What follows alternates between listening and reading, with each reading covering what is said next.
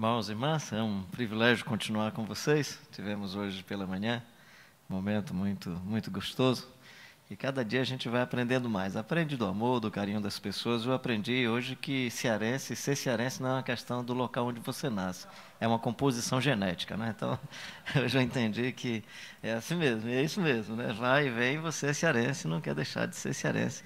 E os cearenses estão invadindo aí o mundo, né, gente? Tá bom. Nós vamos continuar falando sobre a chave da liberdade, da libertação, né? Hoje pela manhã nós conversamos sobre isso e hoje à noite nós vamos enfatizar um pouco mais. Não dá para a gente conversar sobre as disciplinas de espiritualidade que podem gerar essa libertação mais plena e completa. E vamos conversar um pouco sobre o deserto e logo depois a respeito do que nós convidamos todo mundo hoje pela manhã. Você que não veio hoje pela manhã, você pode dar uma saída e ir ali na próxima funerária e comprar o seu caixão, porque eu convidei o pessoal hoje de manhã para vir celebrar o seu funeral hoje à noite, né? Então, não sei se você está disposto a isso, mas essa é uma das tarefas que nós vamos fazer hoje, né? E claro, meio complicado falar sobre isso. Sempre que eu falo sobre funeral, sobre sepultamento, sobre morte, há alguns riscos. Às vezes eu uso a expressão morte voluntária. Aí dá a impressão que eu estou me referindo aos terroristas que voluntariamente colocam bombas sobre o corpo e vão matar gente, né? Depois pode dar a impressão que eu estou falando sobre atitude suicida. Então é muito complicado, né? Uma vez eu falando sobre essa questão da mensagem da cruz, da morte a partir do Evangelho, terminei de falar, um cidadão me procurou e disse: o senhor não acha que com isso o senhor está animando as pessoas a se submeterem a toda forma de violência? E fiquei preocupado com isso. Então, só para explicar para você, que quando eu estou falando de mensagem da cruz, eu estou me referindo a todos os componentes do Evangelho. Não vai dar para a gente passar por todos esses componentes no Evangelho numa única conversa assim à noite, mas queria tomar essa ideia de deserto, uma vez que nós estamos no espaço urbano. Como é que eu posso viver a experiência do deserto se eu moro numa região urbana?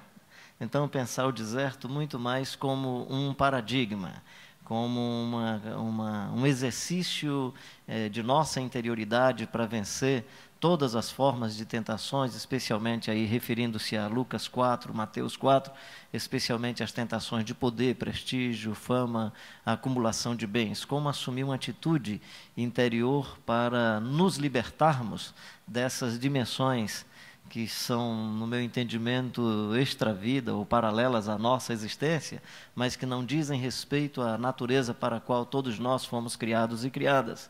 E aí, nesse sentido, como vencer a partir de um exercício de solitude, de uma descoberta mais profunda de nossa interioridade, a fim de que essa descoberta nos ajude a libertação para existir bem, para viver bem, de bem com Deus, de bem consigo mesmo, de bem com as pessoas, de bem com todo o ecossistema, de bem com o meio ambiente e de bem com todas as relações, inclusive aquelas relações mais complexas e complicadas, onde a indignação gera um bem. Ou seja, não é um conformismo e uma alienação, mas uma atitude em que a indignação, o senso de justiça, o senso da responsabilidade bem cumprida, gera um bem gostoso, agradável, mesmo que isso, no caso do Jesus Cristo de Nazaré e de muitos dos seus seguidores e seguidoras, mesmo que isso às vezes represente literalmente a morte, a cassação da existência. Às vezes a cassação cívica e às vezes a cassação de poder existir.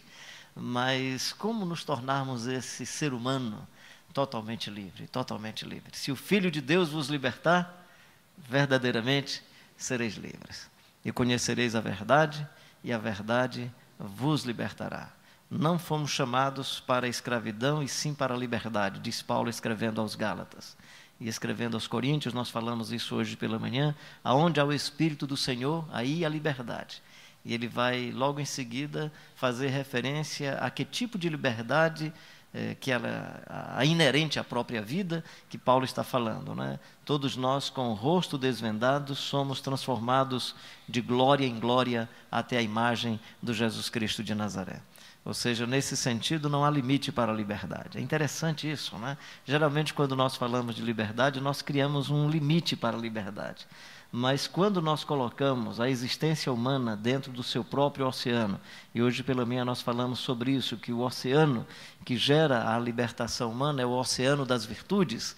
Quando nós vivemos dentro desse oceano, no oceano das virtudes, podemos, em cumprindo as virtudes, viver intensamente a vida.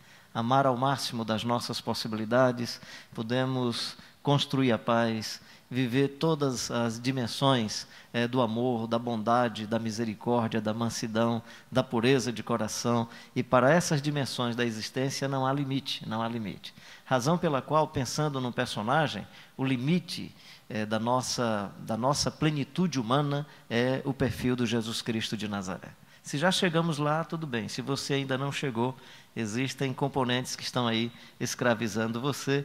E eu espero que, conversando pelo menos sobre essas duas disciplinas, que é a disciplina da solitude, tendo o deserto como espaço geográfico analógico da nossa experiência humana, e depois o Calvário, ou a atitude, o gesto, a decisão de morrer voluntariamente. Se o grão de trigo caindo na terra não morrer, fica ele só, mas se morrer, produz frutos. Então nós vamos conversar nessa direção. Espero que isso faça muito bem a sua vida. Espero que você se predisponha a morrer para viver melhor, a morrer para viver melhor. Algumas pessoas, eu tenho dito isso, algumas pessoas vivem morrendo, e não conseguem nem morrer vivendo, morrem morrendo. Jesus Cristo de Nazaré morre vivendo. A vida dança e faz a festa quando Jesus Cristo de Nazaré chega. E mesmo diante da morte, nós compreendemos a revelação da graça, da bondade, e compreendemos a revelação da vida num ambiente tão contraditório, tão complexo, tão agressivo, tão violento como o Calvário. E a partir desse ambiente, nós entendemos mais o Evangelho, entendemos o amor de Deus. Aliás, toda teologia sobre o amor de Deus é melhor compreendida depois do Calvário. Mas Deus prova o seu próprio amor para conosco pelo fato de ter Cristo Jesus morrido por nós, sendo nós ainda pecadores. Então nós vamos caminhando aí nessa direção. Algumas figuras, algumas frases que eu já tenho colocado aqui vão aparecer aí também nos slides, e é a tentativa de procurar decodificar de alguma maneira percepções subjetivas, algumas que têm uma certa lógica, outras que eu sinto lá na alma, no coração, e vou tentando com palavras, com frases, interpretá-las e decodificá-las. Isso não é tão simples, não por causa da complexidade do Evangelho. O Evangelho é muito simples, nós é que colocamos complexidade nas coisas, nós é que baracafuzamos a caminhada da existência, nós é que vamos criando situações mais difíceis, mas o Evangelho é muito simples. Bem, partindo disso, Jesus vai nos animar a várias disciplinas de espiritualidade como instrumento de libertação. Algumas delas, por terem uma vinculação litúrgica religiosa, elas correm o risco da publicidade pessoal. É o caso da oração. Ele diz assim: quando vocês orarem, Jesus não proíbe a oração pública. Ele diz: cuidado para não utilizarem da oração pública para fazerem marketing em torno de vocês mesmos. Ele diz que os escribas, os hipócritas da religião, possivelmente referindo-se aos fariseus, especialmente aos fariseus, alguns escribas, mas ele referindo-se aos hipócritas da religião, ele diz: eles gostam de orar em pé nas esquinas das praças e nas sinagogas, porque eles querem muito mais publicidade do que conversa com Deus. Do que conversa com Deus. Depois ele vai falar, por exemplo, de uma outra disciplina de espiritualidade, que é o jejum. Ele diz: cuidado para você, praticando essa disciplina, não utilizar esse tipo de disciplina para se projetar como sendo mais santo e mais especial do que as pessoas. Então, quando você for jejuar e não for por um motivo em que houve um erro grasso, um pecado grave na sua vida, e você gostaria de publicar esse seu erro, se é por uma tentativa de você utilizar da espiritualidade para se projetar diante das pessoas, então faça isso discretamente. Refiro-me ao jejum, porque no Antigo Testamento, por exemplo, em algumas situações, os judeus jejuavam para mostrar a indignação que eles estavam consigo mesmos. Você vai encontrar a situação de Nínive, por exemplo, coletivo, eles publicam esse arrependimento. É como se eles dissessem: nós estamos tão chateados com as besteiras que fizemos, com os pecados que nós cometemos, que não queremos comer. Então era esse jejum, ele pode se tornar público, mas Jesus fala de um jejum que pode às vezes servir como instrumento de projeção pessoal, e aí ele diz que isso deve ser praticado de maneira muito discreta. Depois ele fala sobre a filantropia: o que a sua mão direita fizer por uma pessoa carente, não permita que a esquerda esteja aplaudindo. Na verdade, o que Jesus está dizendo é: cuidado, porque a filantropia geralmente promove muito mais quem faz do que quem recebe. Promove muito mais quem ajuda do que quem é ajudado. A filantropia tem essa limitação. Claro que em situações de catástrofe, em situação de miséria, nós precisamos estar prontos para socorrer as pessoas em certas medidas, em certas situações, mas Jesus vai dizer que isso tem um potencial muito grande de promover muito mais quem está agindo do que quem está sendo servido ou sendo, entre aspas, ajudado. Mas aí tem outras duas disciplinas, que é sobre elas que nós queremos conversar. Uma delas é o deserto, né? Que ela corre menos risco, me parece, essa história da solitude. Primeiro porque no deserto você não tem chance de aplauso, de reconhecimento público, não tem ninguém. Você está sozinho, sozinha. O deserto é o espaço em que você se desafia ao mundo do infinito, ao mundo do nada, ao mundo do nada. É interessante a descrição de Lucas sobre a tentação de Jesus. Eu gosto muito da maneira como Lucas conduz na sua narrativa Jesus ao deserto, porque o Mateus diz que Jesus foi levado ao deserto para ser tentado. Lucas tenta dizer mais ou menos assim: Jesus ia ser tentado e o Espírito conduziu ao deserto. É interessante, essa colocação é bem diferente, porque a ideia é mais ou menos assim: diante da tentação, o importante é você ir vencer a tentação, mas a geopolítica, aonde você vai ser tentado, pode facilitar ou não a sua queda. Interessante isso, né? Então, o deserto me parece uma espécie de...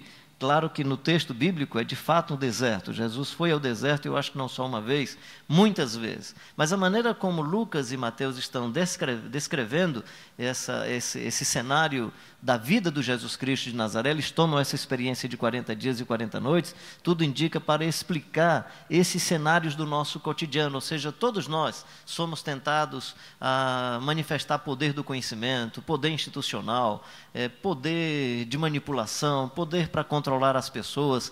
Todos nós somos tentados ao prestígio, à fama. Todos nós somos tentados à acumulação de bens. E se você vai para a descrição de Mateus e Lucas, na verdade, esses três grandes itens de tentação que escravizam a nossa vida e a nossa existência estão presentes. Se você é o Filho de Deus, manda que essas pedras se transformem em pães. Ou seja, o problema não é o problema da fome que Jesus está sentindo por causa do jejum. É o problema da demonstração pública de poder. Mostra que você tem poder, mostra que você é o tal. Então essa é a grande tentação. Nós nos tornamos escravos quando nós precisamos de imagem pública para dizer que temos algum tipo de poder. Ser livre é não se permitir controlado por essas tentações.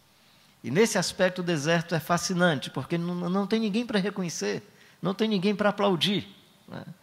Eu gosto de fazer peregrinações, as peregrinações têm me ensinado muito algumas coisas nesse sentido. Eu pego uma mochilinha, quando eu vou sozinho, às vezes com 2 amigos, agora não, a peregrinação que eu sempre faço está se transformando em piquenique. Vão 25 pessoas, 30, e claro, você tem que providenciar logística e tal. Mas eu lembro em alguns momentos, uma vez eu estava na BR-405, no oeste do Rio Grande do Norte, e fui me aproximando assim de um alpendre, de uma casa, procurando uma sombra, e as pessoas ficaram meio que assustadas, mesmo que você tenha barba branca e tal, parente assim de Papai Noel, dá aquela impressão que você vem para assaltar, pessoal sempre diante de muito risco, né? E aí eu percebi uma coisa interessante: você chega nesses lugares, só os cachorros conhecem você, e não conhecem assim dando um bom dia agradável, não, né? E eles começam a latir e o dono nem manda que ele pare, né? Porque ele está com vontade mesmo que você passe, né? Então, ir para o lugar onde você é reconhecido pelos cães, né? Aí vem aquele texto bíblico que os cães lhe lambiam as feridas. Eu passei a entender melhor esse texto, né? Lugar onde você não tem... O título não vale coisa nenhuma, né? Eu lembro de um amigo meu que terminou um doutorado em divindade, foi pregar numa igreja no Recife, e aí ele foi apresentado como doutor em divindade e tal. Aí quando terminou o culto, uma senhora foi, apertou a mão e disse: olha, inclusive eu sinto uma dor aqui no lado, eu queria que o senhor podia me dar assim, alguma orientação, o que é que eu devo... Não, minha senhora, eu não trato disso. Não. Quer dizer que o seu doutorado não serve para nada? Ou seja, você está diante de um ser humano que a vida tem outros significados, tem outras relevâncias, e essas dimensões, né, não dizem nada. Então, o deserto como paradigma, viver a vida como se você estivesse desnudo, né, como se você estivesse plenamente livre. E claro que isso tem uma linha tênue entre o pão que é necessário à vida e a palavra de Deus que é essencial à vida. E tudo indica que a tentação é exatamente essa linha tênue, onde o pão deixa de ser pão simplesmente para a manutenção da vida.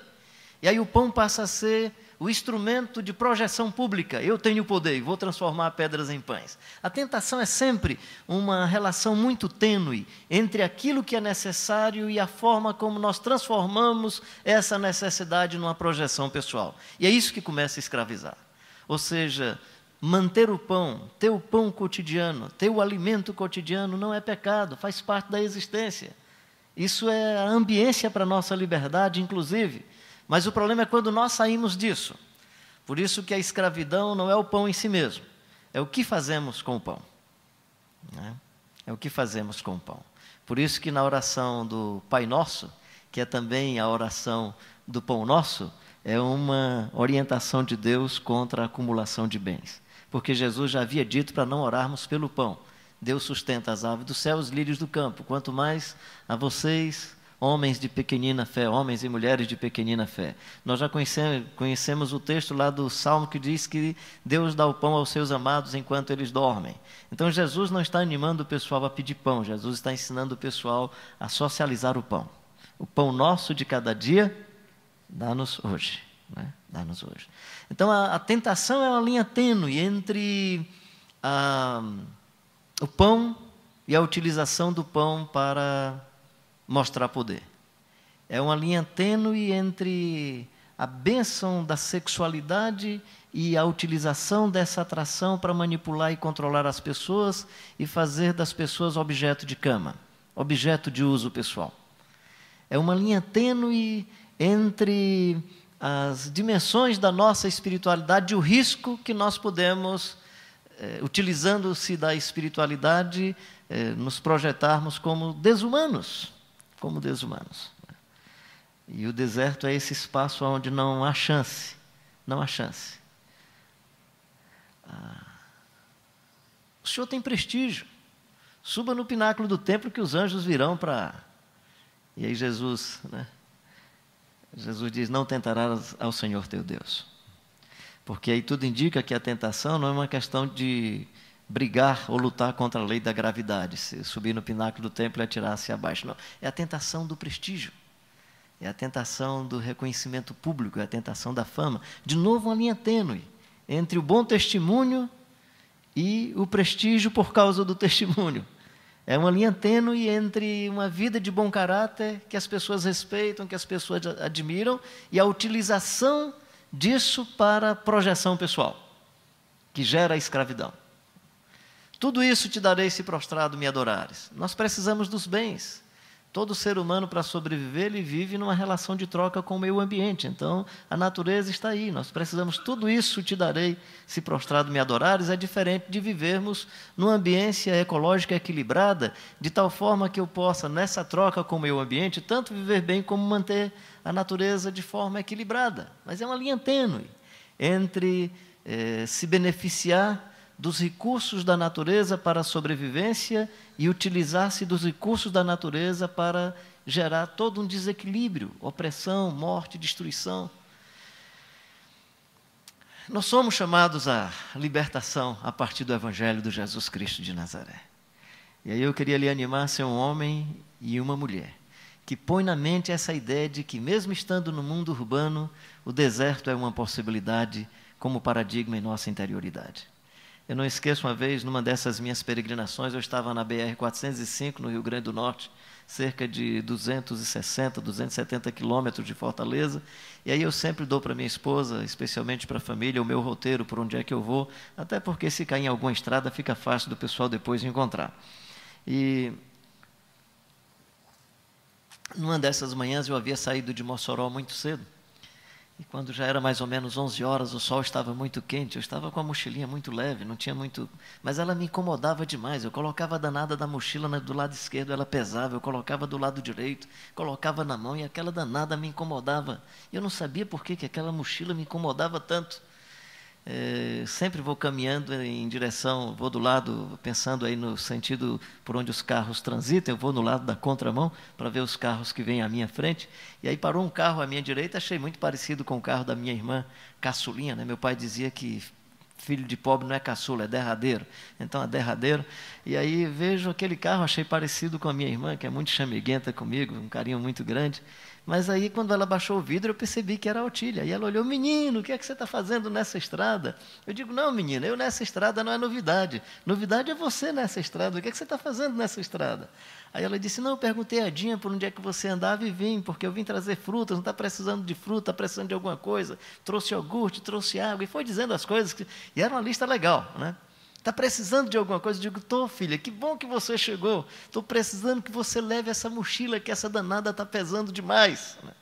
Gente, naquele momento o que eu mais precisava era tirar um acessório que interrompia a minha caminhada livre da vida.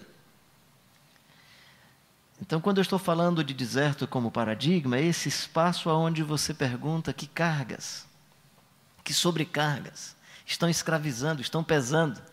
Que expectativas, que pressões sociais, que pressões religiosas estão colocadas sobre os meus ombros, que em vez de me darem a chance de voar como a águia no seu espaço do firmamento, em vez de me darem a chance de nadar como os peixes no espaço do seu oceano, como eu viver melhor nos espaços da minha virtude, como ser um ser humano mais livre, mais livre.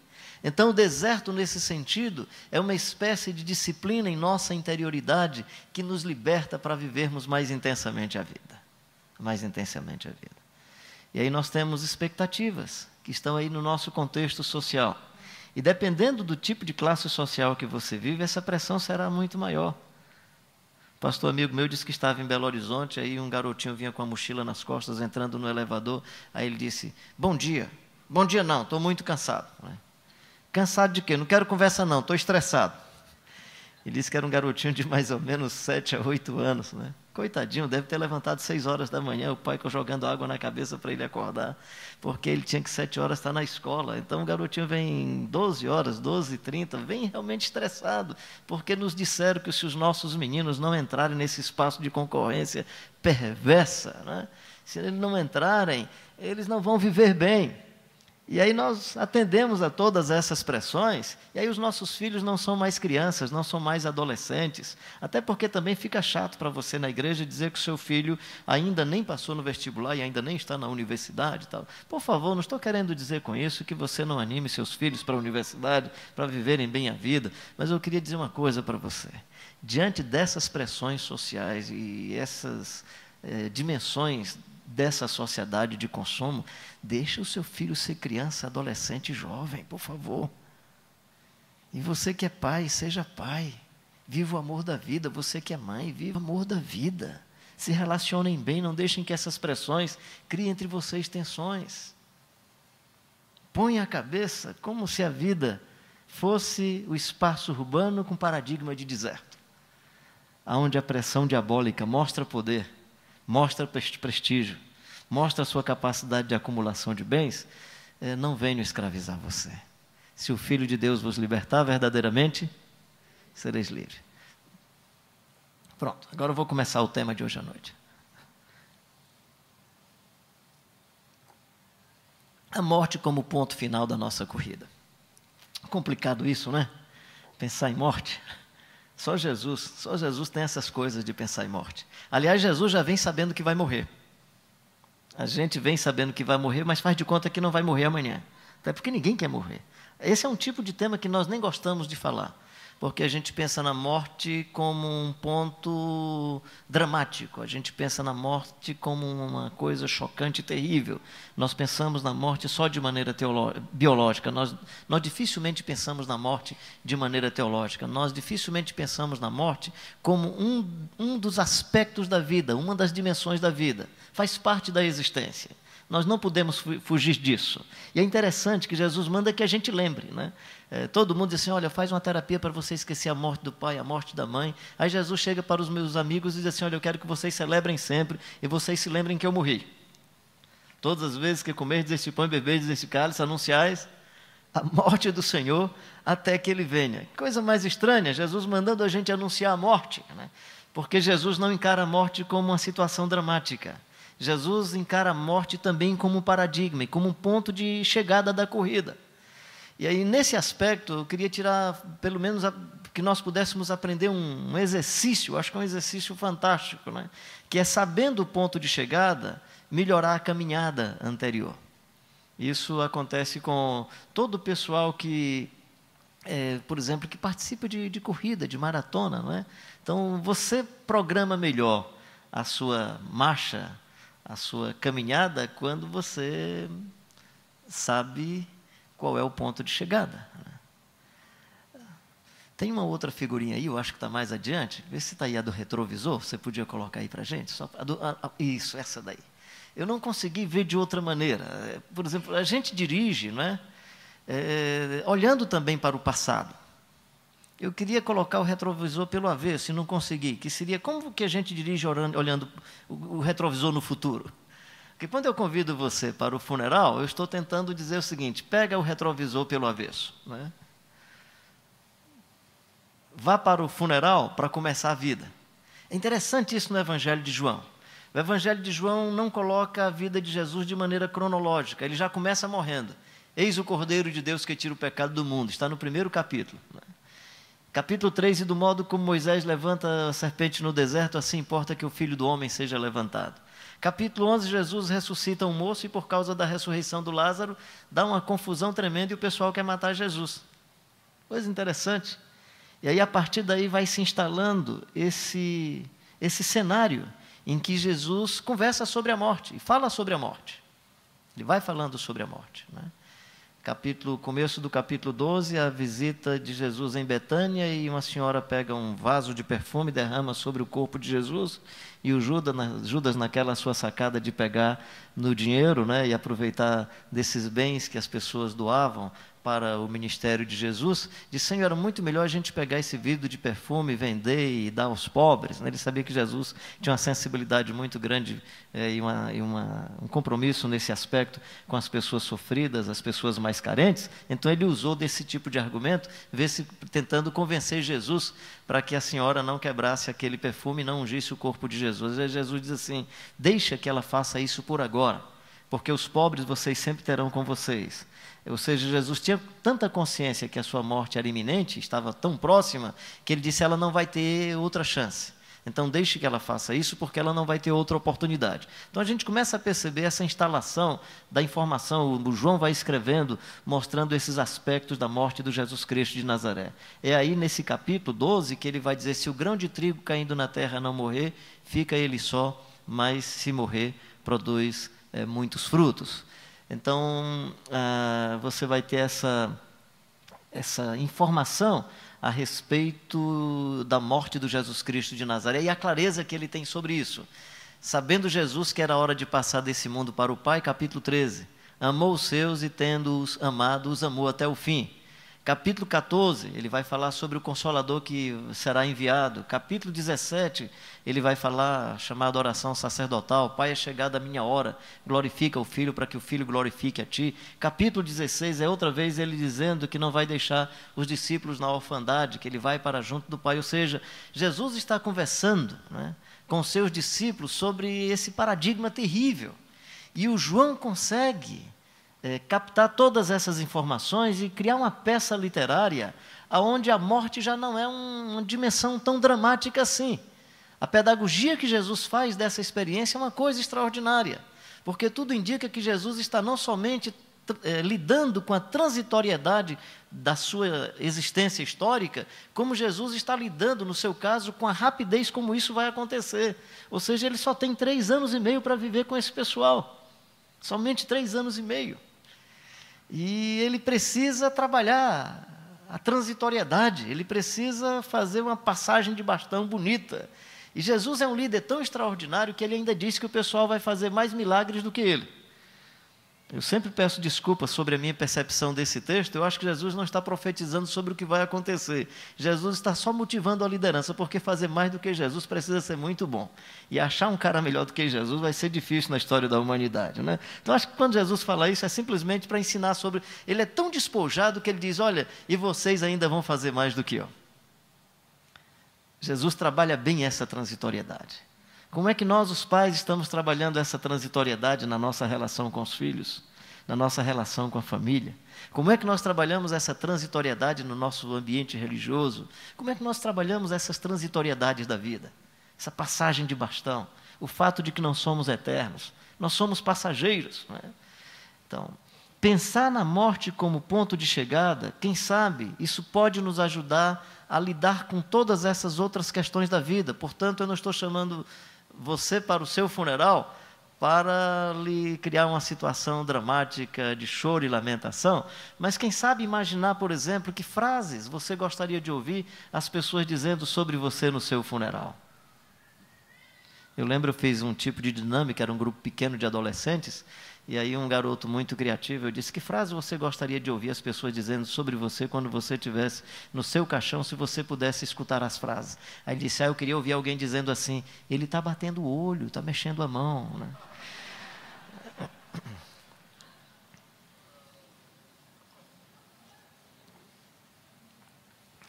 O que você gostaria que a sua esposa, seu marido, seu filho, sua filha, dissesse sobre você nesse momento final? Jesus está diante do Pai e nesse momento de drama terrível, ele escuta, eis o meu filho amado, em quem eu tenho prazer. Mas aí ele viveu dimensões e praticou coisas que gerou esse tipo de síntese, esse tipo de frase.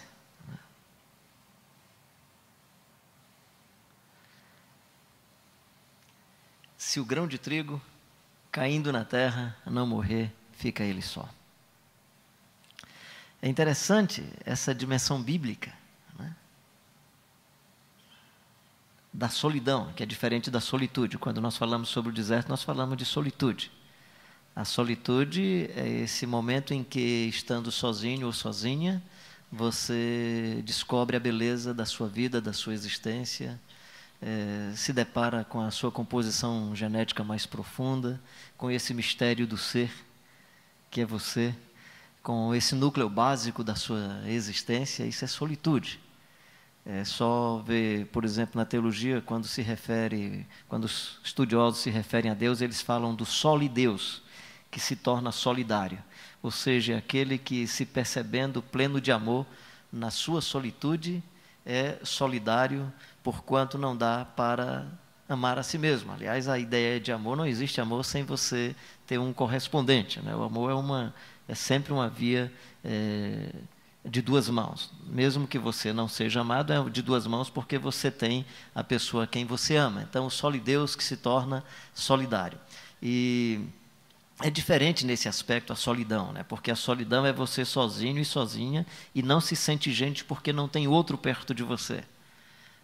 Na verdade, é a sua admiração pelo outro, não por si mesmo ou por si mesma, né? E a solitude é essa descoberta da sua própria alma, descoberta do seu próprio coração, o que vai tornar o ser humano mais livre para a vida. E é na descoberta dessa solitude que a gente aprende, sendo amado por Deus, a amar as pessoas, a amar muito mais.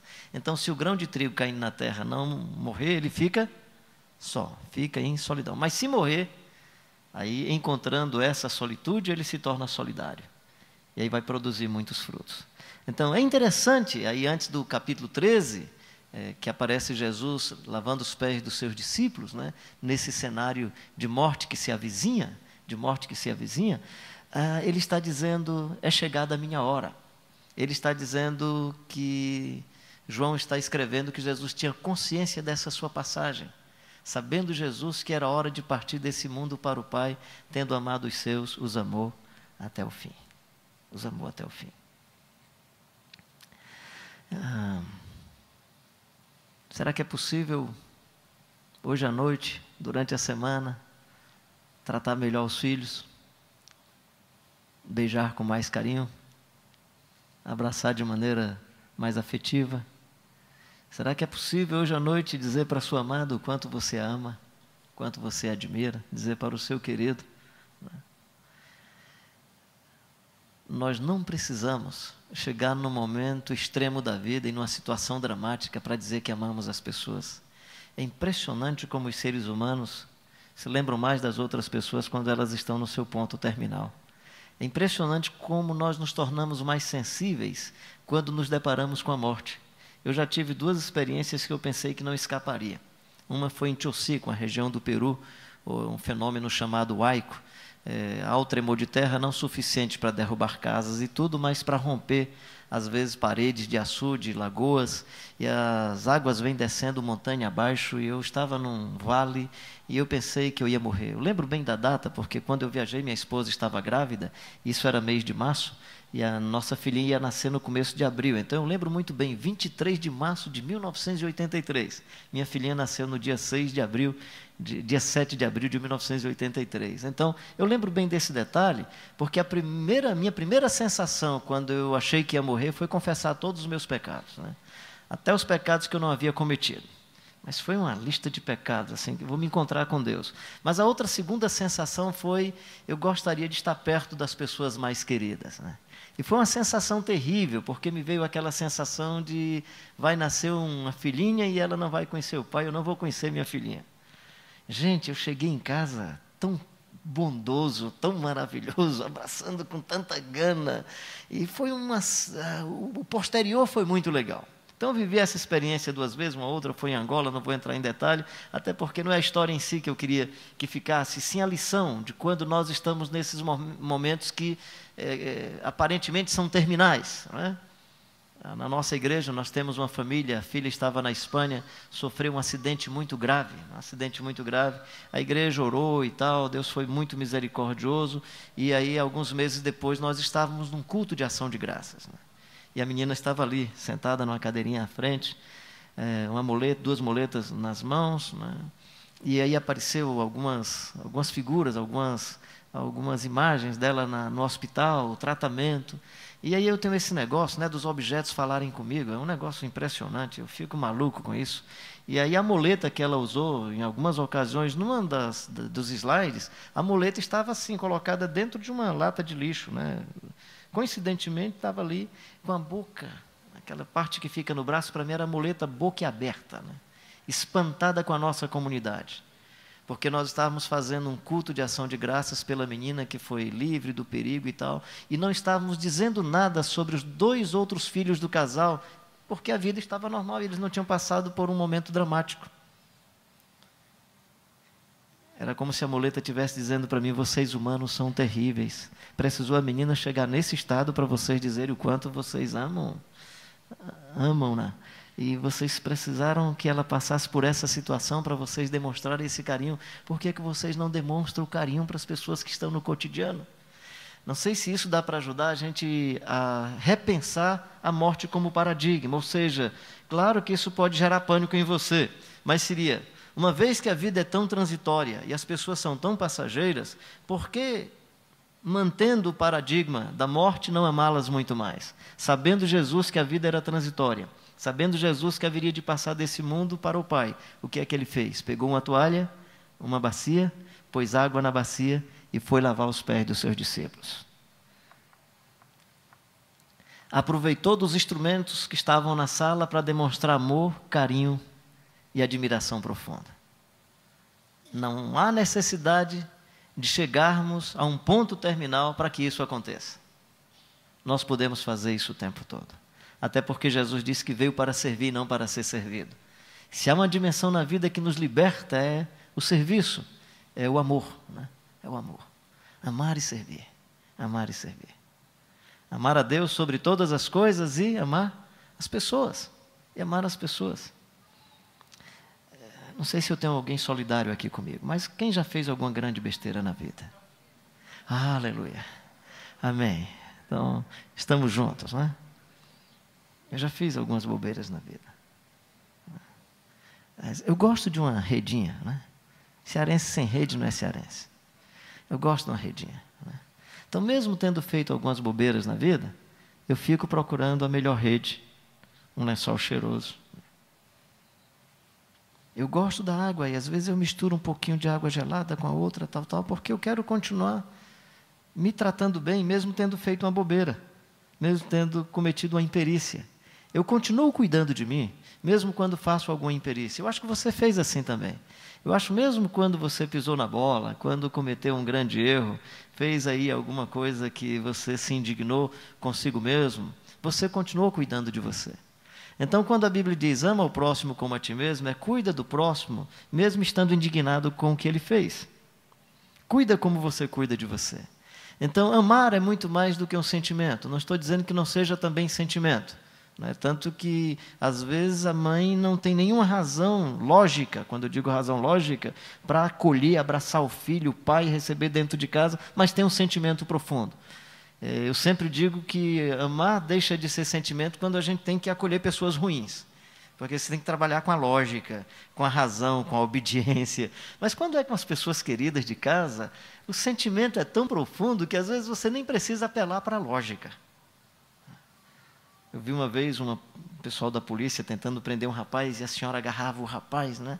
Aí os caras, mas ele roubou, ele fez não sei o que, mas ele é meu filho, né?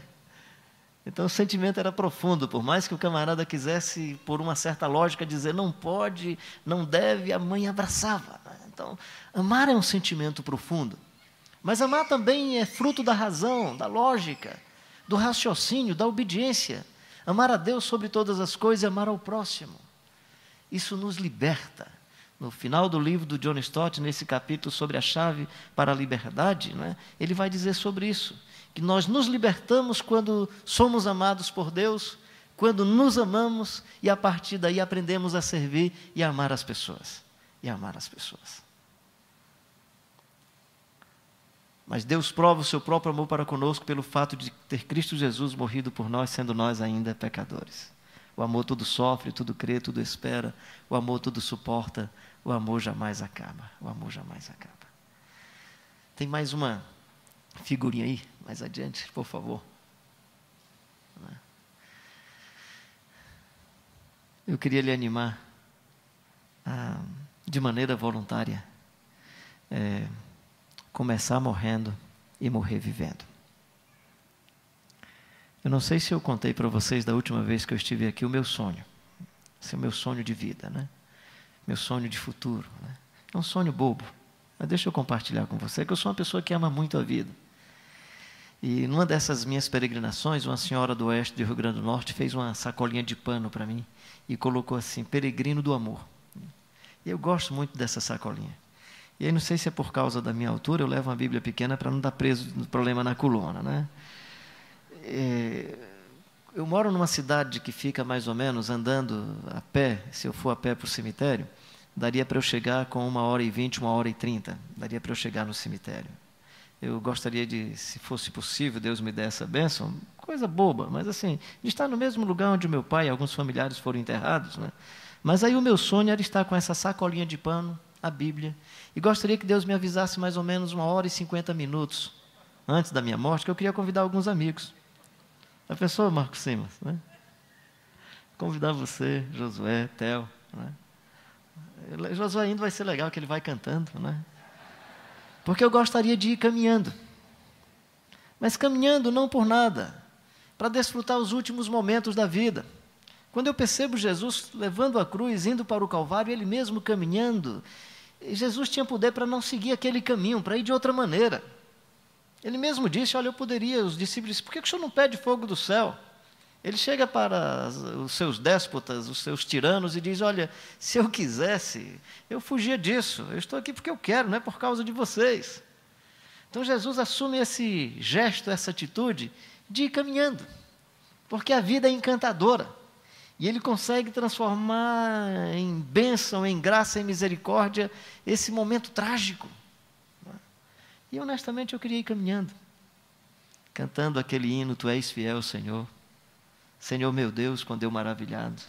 Cantando aquele outro que é teologicamente correto: viver sem ter a vergonha de ser feliz. Cantar e cantar a beleza de ser um eterno aprendiz, né? E eu prefiro a pureza da resposta das crianças: a vida é bonita, é bonita, é bonita, e desfrutando a vida, né? E aí, claro, como eu estou indo para o cemitério, para o túmulo, né, eu vou cantar, ando devagar, porque já tive pressa, que eu quero ir mais devagar um pouco. O que é que eu estou querendo dizer com isso? Pensar na morte não para morrer, pensar na morte para viver melhor, para se encantar com a existência, para curtir o sol enquanto ele está brilhando, para desfrutar dos pingos da chuva, da água que cai enquanto é possível, para respirar enquanto se pode, para viver em torno dos seus amigos, das suas amigas, das pessoas que você ama enquanto é possível. Então, quando eu digo que eu quero ir caminhando, é porque eu quero ter os amigos e amigas. E é tão intenso esse sonho de ter essas pessoas queridas bem perto, que honestamente, faltando milésimos de segundo, eu quero ficar assim em pé, na ponta do túmulo, né, para cair de costa de olho aberto, porque durante esses milésimos de segundo, eu ainda quero desfrutar a vida. Então, não estou falando de morte para você ficar em pânico, eu estou falando de morte para que a morte possa lhe causar uma sensação de libertação para a vida, para a existência, para viver intensamente a graça e a bênção de Deus. E termino com uma historinha muito simples, né? Meu pai, um homem muito sadio, meu pai viveu foi até os 91 anos de idade. E aí começou a sentir uns problemas, foi ao médico, foi identificado um câncer no pâncreas. E aí o médico era muito amigo da gente, um médico da igreja presbiteriana em Fortaleza. Um dia ele chegou para mim e disse: ó, Carlinhos, esse tipo de doença geralmente não passa, pelo estado que teu pai já se encontra, não passa de 3, 4 meses, mas seu pai é um homem forte e tal, Deus pode fazer milagres. Mas ele foi muito preciso. Meu pai não durou aí cerca de 3, 4 meses, né? E claro, durante esse período, já era muito amigo do meu pai, resolvi me dedicar muito mais e tal. Os filhos, as filhas, né? E a nossa preocupação era que ele não tivesse um final sofrendo. A gente sabia mesmo, e a gente queria dar um final mais ou menos legal. E aí resolvemos nos reunir e alugamos um apartamento para ele e para minha mãe, próximo aonde os hospitais, onde ele era sempre atendido, nos hospitais, num bairro onde tem os melhores hospitais de Fortaleza. Eu lembro que um dia, era mais ou menos depois de meio-dia, depois de almoço, minha mãe ligou: meu filho, vem aqui, seu pai está com taquicardia, está com respiração ofegante. E eu fui para levar meu pai ao hospital. Ele morava no bloco de apartamento, no primeiro andar. Nesse período nós tínhamos providenciado, por mais que ele andasse ainda, mas a gente colocava numa cadeirinha de rodas para evitar qualquer esforço maior. E aí coloquei meu pai, desci com ele no elevador. Quando chegamos já para pegar o carro, ele disse: meu filho, eu esqueci da minha carteirinha do convênio médico. Minha mãe estava bem perto, assim, bem ativa. Minha mãe está com 92 anos, uma pessoa fantástica, lúcida, muito forte, uma pessoa maravilhosa. E aí minha mãe bem pertinho disse: não, eu vou buscar, eu sei onde está. E saiu rapidinho para buscar a carteirinha do convênio médico. Chegou com a carteirinha na mão, entregou ao meu pai. Aí ele disse: minha querida, deixa eu lhe dar um abraço, né? Aí puxou assim minha mãe pela cintura. Ela colocou a cabeça do meu pai assim entre os seios, né? E aí ele disse uma frase, ele disse: querida, eu acho que esse é o último abraço que eu estou dando em você.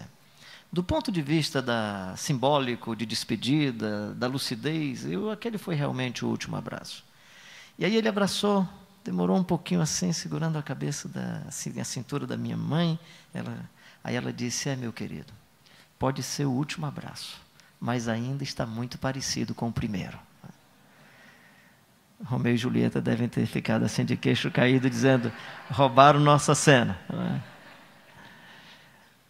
Com isso eu queria dizer para você o seguinte: Viva como se cada momento fosse o último momento da existência, para que haja profundidade e intensidade nas relações com Deus, consigo mesmo, com a vida, com as pessoas, com o meio ambiente. Mas viva também como se cada momento fosse a primeira experiência, para que haja sempre encantamento, fascínio, desejo de abraçar, desejo de estar junto, desejo de estar perto. Que Deus abençoe o seu coração e a sua vida, que todos nós e todas nós sejamos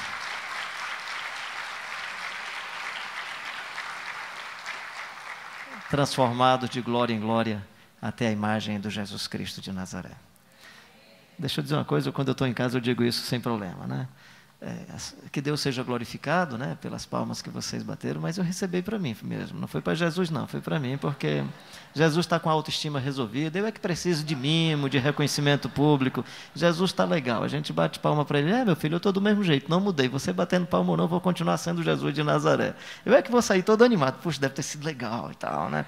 Então assim, meu reconhecimento também, a acolhida que vocês têm me dado, pastor Theo, Josué, os amigos queridos, as famílias que sempre me acolhem, Marcelo, Marcos, Simas, a todos e a todas vocês, que Deus continue abençoando a vida de cada um e de cada uma, e que possamos viver intensamente a graça e a beleza do Evangelho do Jesus Cristo de Nazaré.